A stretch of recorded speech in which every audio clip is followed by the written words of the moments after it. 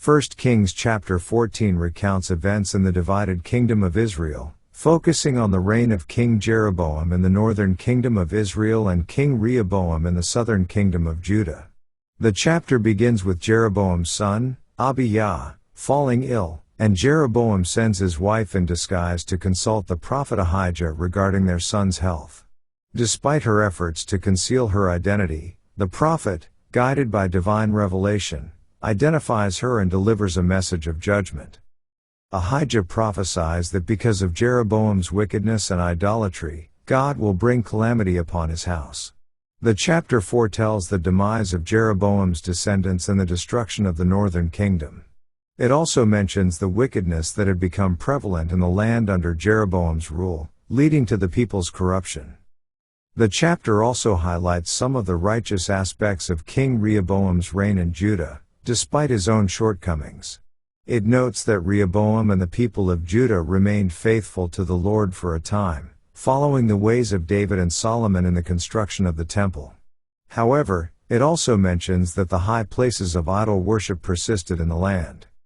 In summary, 1 Kings chapter 14 depicts the unfolding judgment on King Jeroboam and the northern kingdom due to their wickedness and idolatry, as prophesied by the prophet Ahijah. It contrasts this with some righteous aspects of King Rehoboam's rule in the southern kingdom of Judah, while also acknowledging the persistence of idol worship in the land. Let's now read 1 Kings chapter 14. At that time Abijah the son of Jeroboam fell sick.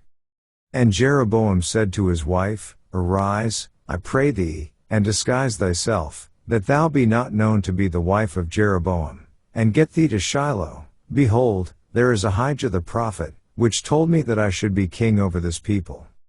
And take with thee 10 loaves, and cracknels, and a cruse of honey, and go to him, he shall tell thee what shall become of the child. And Jeroboam's wife did so, and arose, and went to Shiloh, and came to the house of Ahijah. But Ahijah could not see, for his eyes were set by reason of his age. And the Lord said unto Ahijah, Behold, the wife of Jeroboam cometh to ask a thing of thee for her son, for he is sick. Thus and thus shalt thou say unto her, for it shall be, when she cometh in, that she shall feign herself to be another woman. And it was so, when Ahijah heard the sound of her feet, as she came in at the door, that he said, Come in, thou wife of Jeroboam, why feignest thou thyself to be another? For I am sent to thee with heavy tidings. Go, tell Jeroboam, Thus saith the Lord God of Israel, Forasmuch as I exalted thee from among the people, and made thee prince over my people Israel, and rent the kingdom away from the house of David, and gave it thee, and yet thou hast not been as my servant David, who kept my commandments, and who followed me with all his heart, to do that only which was right in mine eyes.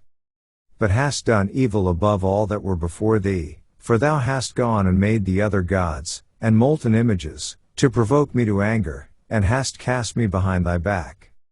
Therefore, behold, I will bring evil upon the house of Jeroboam, and will cut off from Jeroboam him that pisseth against the wall, and him that is shut up and left in Israel, and will take away the remnant of the house of Jeroboam, as a man taketh away dung, till it be all gone.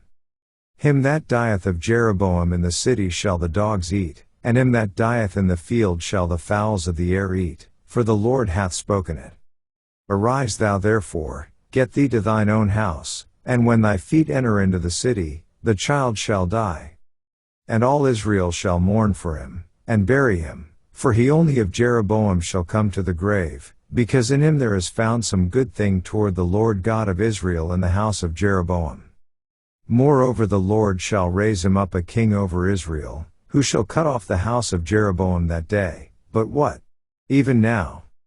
For the Lord shall smite Israel, as a reed is shaken in the water, and he shall root up Israel out of this good land, which he gave to their fathers, and shall scatter them beyond the river, because they have made their groves, provoking the Lord to anger. And he shall give Israel up because of the sins of Jeroboam, who did sin, and who made Israel to sin. And Jeroboam's wife arose, and departed, and came to Tirzah, and when she came to the threshold of the door, the child died. And they buried him, and all Israel mourned for him, according to the word of the Lord, which he spake by the hand of his servant Ahijah the prophet. And the rest of the acts of Jeroboam, how he warred, and how he reigned, behold, they are written in the book of the Chronicles of the kings of Israel. And the days which Jeroboam reigned were 22 years, and he slept with his fathers, and Nadab his son reigned in his stead. And Rehoboam the son of Solomon reigned in Judah. Rehoboam was 41 years old when he began to reign, and he reigned 17 years in Jerusalem, the city which the Lord did choose out of all the tribes of Israel, to put his name there. And his mother's name was Naamah an Ammonitess. And Judah did evil in the sight of the Lord, and they provoked him to jealousy with their sins which they had committed, above all that their fathers had done. For they also built them high places, and images, and groves, on every high hill, and under every green tree.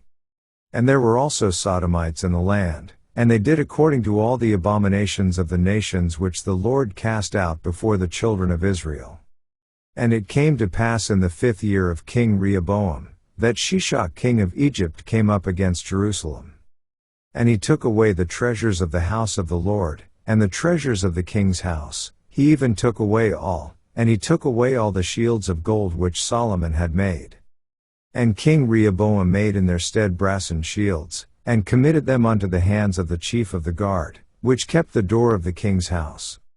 And it was so, when the king went into the house of the Lord, that the guard bare them, and brought them back into the guard chamber. Now the rest of the acts of Rehoboam, and all that he did, are they not written in the book of the Chronicles of the kings of Judah? And there was war between Rehoboam and Jeroboam all their days. And Rehoboam slept with his fathers, and was buried with his fathers in the city of David. And his mother's name was Naamah an Ammonitess. And Abijam his son reigned in his stead. This ends our reading of 1 Kings chapter 14.